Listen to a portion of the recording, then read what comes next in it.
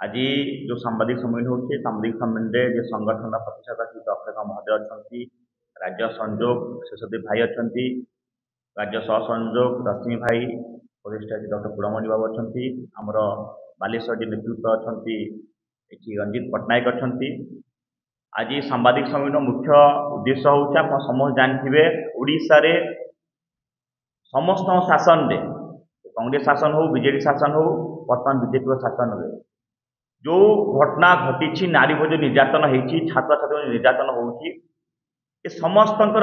शासन जिनस घटी आज ये जो घटना घटुचे घटनार गोटे समाधान बाट फिटे पाऊना जी भी शासन को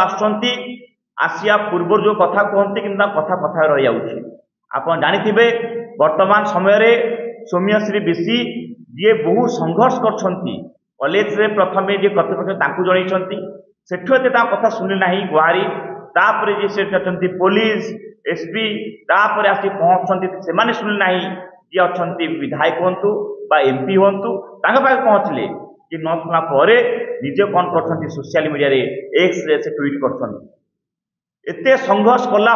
जदि गोटे आज नारी को जदि गोटे छात्री को सुरक्षा ना किंतु आप जानी जिते बड़े एम्स हॉस्पिटल रे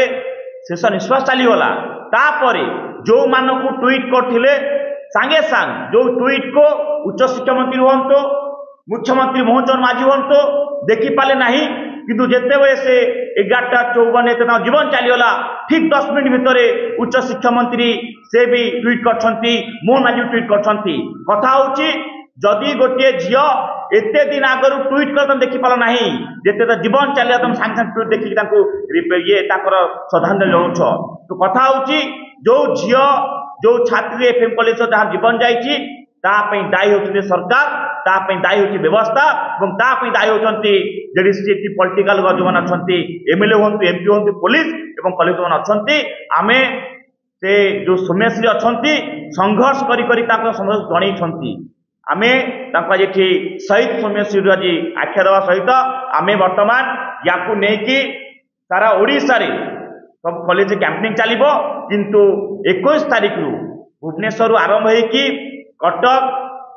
जाजपुर भद्रक बालेश्वर सब कॉलेज रे लिफलेट नहीं पहुँचबो एवं अगस्त 4 तारीख दिन बालेश्वर एफएम कॉलेज सामना नवनिर्माण युवा छात्र संगठन पदयात्रा बाहर एवं 18 तारीख रे पदयात्रा भुवनेश्वर पहुँचब 14 दिन पदयात्रा ये पदयात्रा हूँ ओडिशार प्रत्येक छात्र छात्री जो भितर